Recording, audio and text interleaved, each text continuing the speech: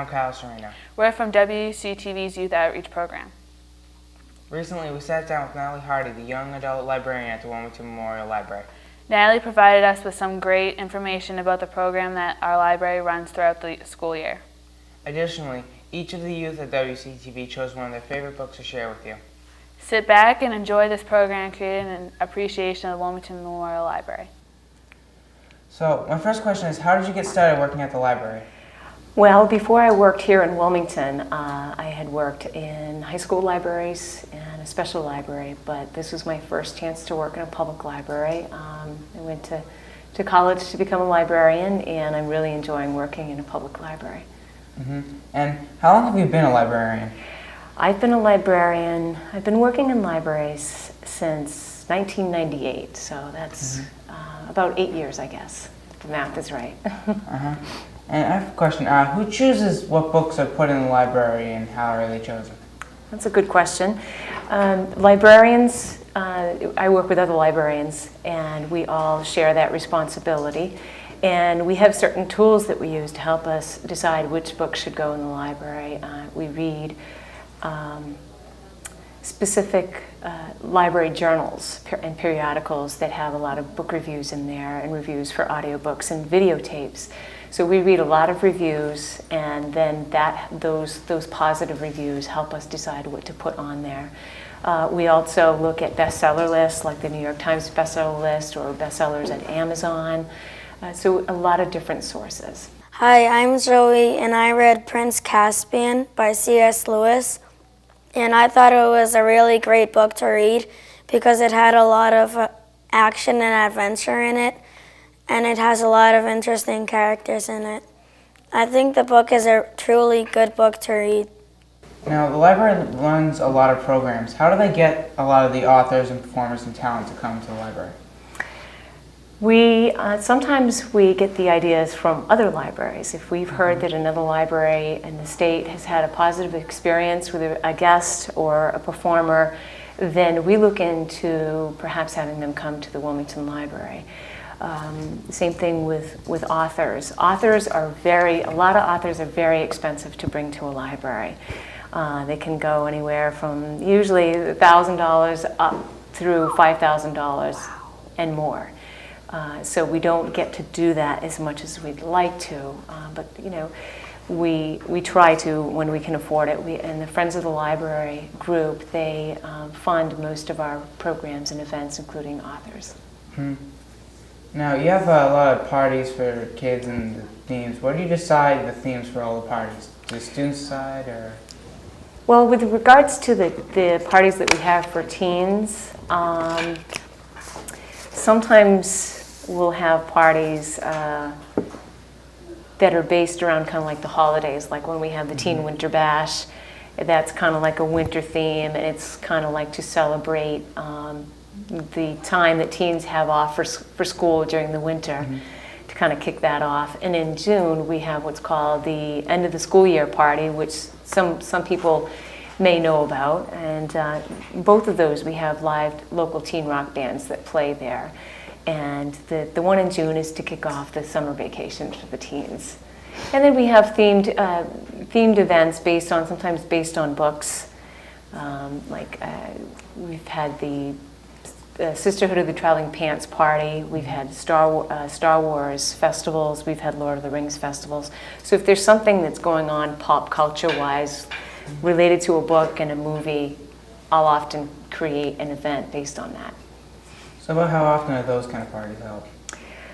Well, the ones with the bands happen twice a year. And then we also have open mic night for teens. And I think we've had about 4 of those. And we've been having those twice a year in April and in August, which is a little bit more toned down. We'll have maybe a duet or something if a band comes in. We have them unplugged. We invite people to read poetry or do stand-up comedy or do solo singing, play an instrument, and those have been popular too. Do you get a lot of participation for those kind of library events? Is there a big crowd trying to get on? It depends on what the event is. If it's the events for, say, the open mic nights and the Teen Winter Bash, and the end of the school year party. Those are always really well attended. One of the parties was the most well attended was a couple of years ago, the Christmas one, and we had over 135 people in the room. You could barely walk in there. But some of the other events that I put on are a little bit more intimate, like a book discussion, say, it would be just a few people, or the teen comics, or we've just recently started Dungeons and Dragons, and that brings in about 12 people. So sometimes they lend themselves to really a big crowd, and sometimes they're much smaller. Hi, my name is Patrick, and I read the Chronicles of Narnia, The Lion, the Witch, and the Wardrobe. I like this book because it's about these 4 children that go into a wardrobe, and they experience a total different place in there. There's mythical creatures and all these different kinds of things, and then they bump into a lot of problems, and then they meet a lot of people, so it's a really good book. You should read it yourself. So about all these programs, are there any new ones that students can be looking forward, kids can be looking forward to at the library? This Dungeons and Dragons campaign is fairly new. It just started in December, and we've been kind of doing it every month. In fact, we're having it 3 times this week during the school vacation. And it's a role-playing game for those people who aren't aware of it. It's a fantasy role-playing game played with, it's kind of like a board game with dice, and it was really popular in the 1980s, and I think it's making a comeback. There'll be a big summer reading event for teenagers. We'll have lots of prizes and incentives for teens to come in and do stuff. And we're always looking for suggestions. So what's the theme for the big summer program this year? The theme is acting up at your library, and it's all going to be based on kind of what you do here. Film, acting, theater, all of that. All of those things. So we're really excited about that. Hi, I'm Katie, and the book I have here is called Look for Lisa. In this book, you're looking for Lisa. They put her in different kinds of spots. Like, here she's at a rock concert, and then for here she's around the world, and then here she's at an amusement park. Yeah. So then I think this book is really cool because you're looking for the same girl, and it's pretty easy to find her. And there are like so many things to find. It would take me like so long to find them all, even though I am like 14. But yeah, at the end it shows like other books that are like called Find Freddy, Search for Sam, and Hunt for Hector. They all have like the same letter, like look for Lisa, hunt for Hector. We hear that the library has a monthly book club. Can you tell us about it? Sure. We do indeed meet every month, even during the summer. And when I first started it, it was,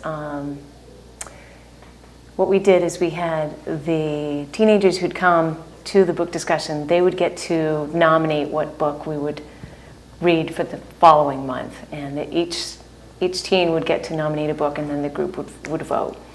And just fairly recently, I decided to change the format a little bit, and I went to Amazon.com and I picked 4 teen bestsellers and decided to go with those 4 titles for this winter and spring. The one that we just did this month for February was The Perks of Being a Wallflower by Stephen Spotovsky. And what I do is I make a bunch of copies available of the book that we're reading for the month at the library so that teens can come in and grab them and read them on their own. We also usually have them available on cassette or CD as well, so you can, when you're walking to school or something, you can be listening to a book. And what we do is everybody reads the book on their own, and we just get back together the following month at the library and talk about the book. It's really, really informal. And what's nice about it is that we usually eat foods mentioned in the books, and that can get really interesting when we're reading fantasy and science fiction. But sometimes it gives me an opportunity to bake because I like to bake. Now, for The Perks of Being a Wallflower, there was a lot of food mentioned.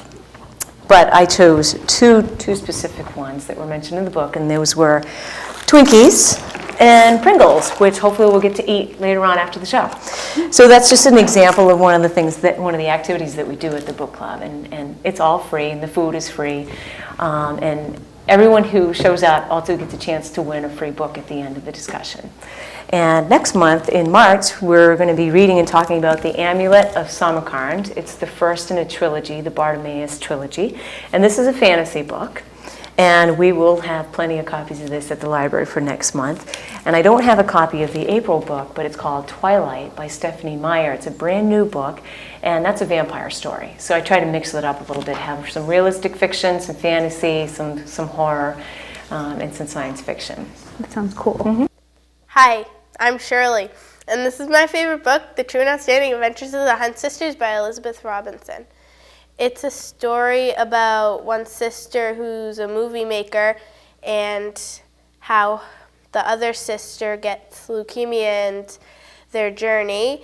And I like it because even though it's a good story, it's funny and it's exciting and you're always not sure what's going to happen next. How many teens come to the book club? That's one of those that I was telling Kyle is a very intimate setting. Sometimes it can be a couple, and sometimes it can be, I've had up to 15. So it really varies, and I think, depending on if the person got a chance to finish the book or oh, I've read that, I'm going to go to that. So it varies. That's wicked cool. Hi, I'm Richie, and I read a book recently called A Child Called It. It's about a child who was abused by his mother and how he overcomes it, and it's a real-life story about the author.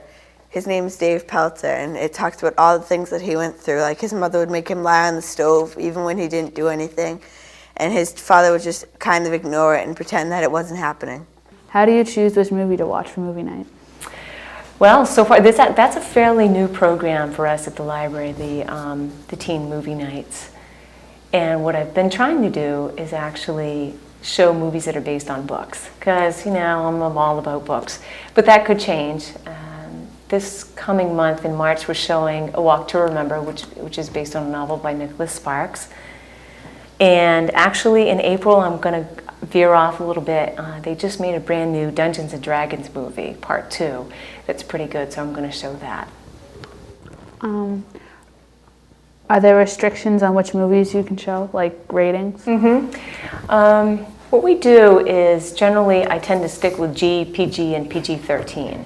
I haven't gone to the rated R movies yet. If there was a movie that was based on a really popular young adult teen book and it happened to be rated R, I would just simply ask the director if that would be okay, depending on what the rating R is for. But usually it's G, PG, and PG-13. Hi, I'm Nicole, and I've chosen to tell you about this book. It's my favorite book because it tells the true story about what really happened between the wolf and his 3 little pigs, and how he didn't really try to eat them. It's a funny story, and everyone should read it to their children and their grandchildren, and even to themselves because of how wonderful this book is. I'm begging you, read this book. An open mic night, like, how do the bands apply for the night?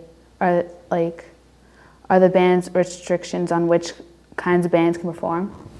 No, there's no restriction at all, and they can play anything, play anything they want, and they can get pretty loud too. They are really plugged in with their amplifiers and everything. And the last party we had this past December was great because we had 3 different bands, 2 from Wilmington, 1 from North Reading, and they actually played 3 different styles of music.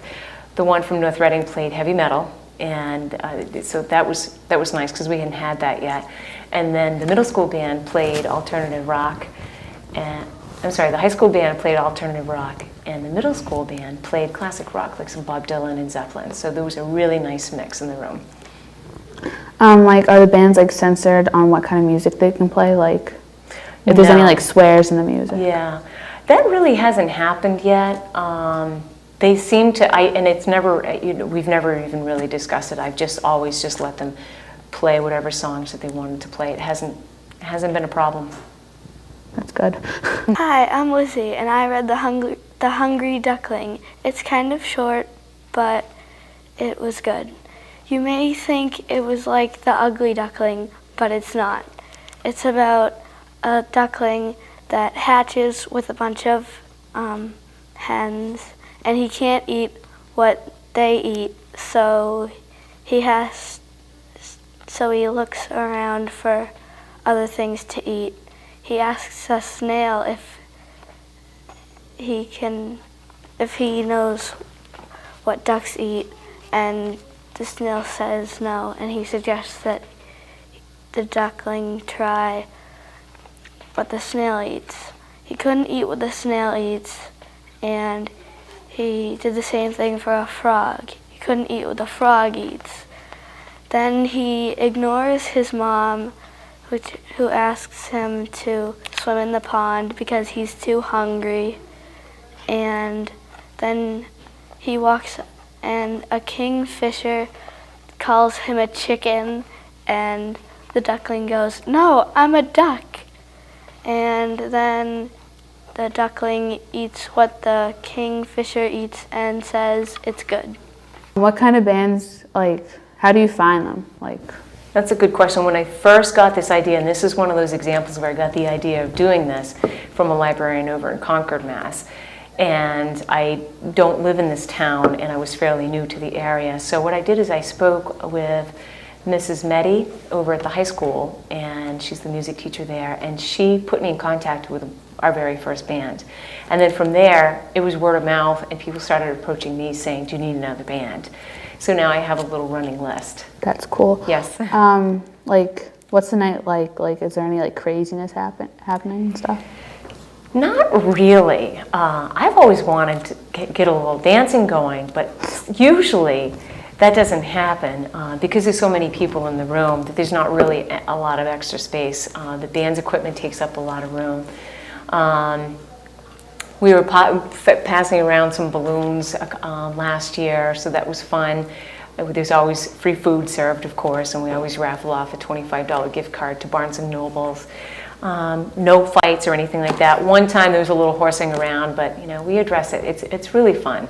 I was really worried about the noise at first, but the people I work with were very supportive. Yeah, it's good. Like, is there like a limit on how many bands can perform at one time? I learned my lesson the hard way in December when I had 3. 3 really is too Maximum. many for that size room. If we were to perhaps do it on a nice sunny day in the back parking lot, I think we could probably have more. But when you have 3 bands and all their full equipment, with three drum sets, it gets really crowded in there. Yeah, Probably I was 2 there. would be max. This is my favorite book, The Gunslinger by Stephen King. It's part of a 7-part story called The Dark Tower, and Stephen King's been writing it for like 30 years. And it's all about the guy Roland, the gunslinger right there. He's chasing the man in black across the desert, and it takes place in this weird world, and it's connected to all the other Stephen King books. He goes to all the different places, and it's really strange. I don't know why anything's happening, but it's a good read because it's not like his other books where it's scary. It's exciting. It's like an adventure series, so I'd recommend it. It's you can find them in most stores, but you'd have to look with a big section of all his books, and that's my favorite book. Can you tell us a little bit about Comic Night? Like, Yes. I started the Teen Comics Club almost 4 years ago now because there's a really big trend right now where people really like to read comic books, graphic novels, and what's called mangas, which are Japanese comic books. And I actually have a couple of show and tell examples here. We have hundreds of comic books at our library, and I noticed that they were very popular, so we just decided to meet once a month, and it gives teens an opportunity to come and check out what's new in the comic collection. We also watch animated films, and we raffle off a comic book. So it's a really informal club, and we have club members that enjoy drawing comics, so I've used their artwork in our PR materials. So it's very informal. Of course, the classic, Spider-Man, so we have a lot of these classic ones. This is in full color, and this is an example of one of the Japanese style comic books. It's called a manga, and it's actually read from right to left and back to front. took me a little while to get used to them. And I had never read comic books before I started the club. And I started reading them and became really, really addicted to them, especially this particular series. There's 8 in this series. It's called Chobits by Clamp. And I brought them home, and my husband and I fought over them. Hi, my name's Brooke O'Connell, and I'm here to talk about one of my favorite book series, Harry Potter. It's one of my favorites because, like, my dad first got me started in it, and, like, we'd read it together, so that's why I really like it. And my first one was the first, like, book, and I kind of got it destroyed because my dad ripped it by accident. But I really like the book series, and this one's my favorite, Harry Potter and the Half-Blood Prince, which came out last summer. I'm waiting for the other one, the new one, the last one. So, yeah, bye. Who participates in the event? Like, who comes? In the Teen Comics Club? Yeah. We have a lot of, it's a nice mix of middle school and high school students, and even some high school students that are now graduated and are freshmen and sophomores in college, when they come back to town for their breaks, they also attend the Teen Comics Club. And I was a little worried at first about the interaction between college students and middle school students, but they all really get along, and because they have this common interest. That's cool. My favorite book is Degrassi, 411 on Degrassi, and it's all about the TV show that's filmed in Canada, and it talks about Degrassi Junior High and Degrassi High, the ones that came before Degrassi, and like you get to catch up on like all the episodes and what happened before the new kids came, and they talk about like the actors, about like their lives and stuff, and how like they set up like the screen, like the scenes and what like the issues they talk about. It's kind of educational because like they talk about like abuse and drugs and how to handle like dysfunctional families and that sort of stuff, and it's really, really good book. Well, that's all the questions I have. Do you want to add anything? Well, I did want to mention that there's one other series of events that I'm involved with the adult department going on in March, April, and May. We're trying to get the town of Wilmington to read 3 Jane Austen novels in March, April, and May, and then we're going to have a bunch of events that are based on those books. We're starting off with Pride and Prejudice, and then we're going to Emma in April, and in May it'll be Sense and Sensibility. And we decided to do this because it seems like there's a renewed interest in these novels because they keep making new movies based on these novels. You may have heard of the new Keira Knightley version of Pride and Prejudice, and that's one of the events that we're going to have actually, is we're going to show a movie, 3 movies based on these 3 books, starting with Pride and Prejudice with Keira Knightley in it. We're also going to have some guest speakers. We're going to have a high tea, Jane Austen fashion, so we'll get to taste some tea and some good food. We'll be tasting foods that might have been popular during that time. And we'll also have a gift basket. It's a Jane Austen gift basket. If anyone wants to see it, it's on the first floor near the checkout desk.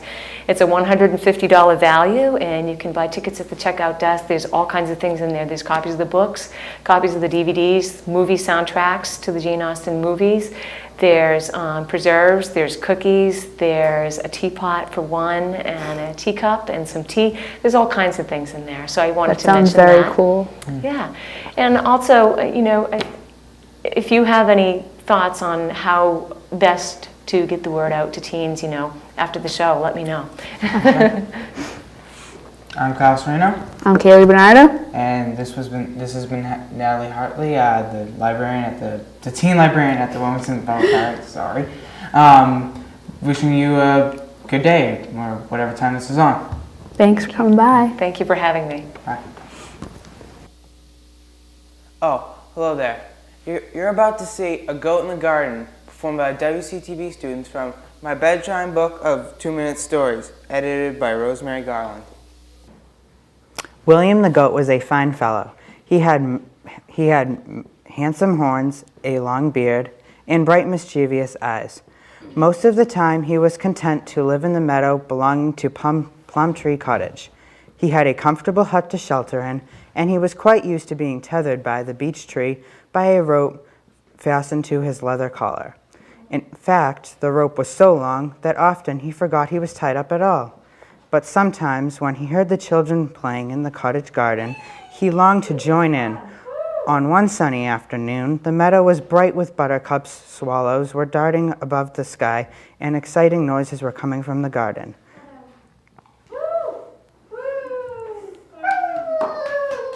I'm going to see what is happening. He set off towards the meadow gate. Suddenly, he stopped with a jerk. He had come to the end of his rope. Now what should I do? I know, I'll pull and pull and pull. In that naughty goat tugged and he pulled until snap, the rope parted.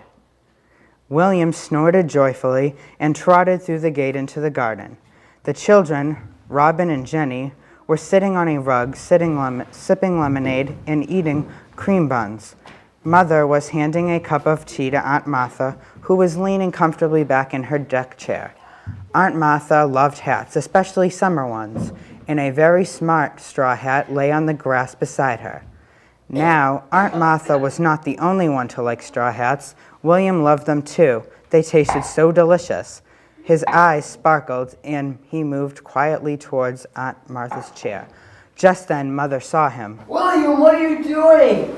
Go back into the meadow. William lowered his head. Missing the hat with his mouth, he stuck out one of his thorns and charged off. My hat, my hat. Quick, Someone come on. please take my hat. Come on, come over with some cake. Shaking with laughter, Jenny and Robin ran off to do as they were bid. But William did not mean to be caught so soon. He was enjoying himself far too much. Still wearing Aunt Martha's hat, he rushed towards a line of washing, blowing gently in the breeze. That was exciting, wasn't it? If you want to find out the end of the story, you're going to have to read the book.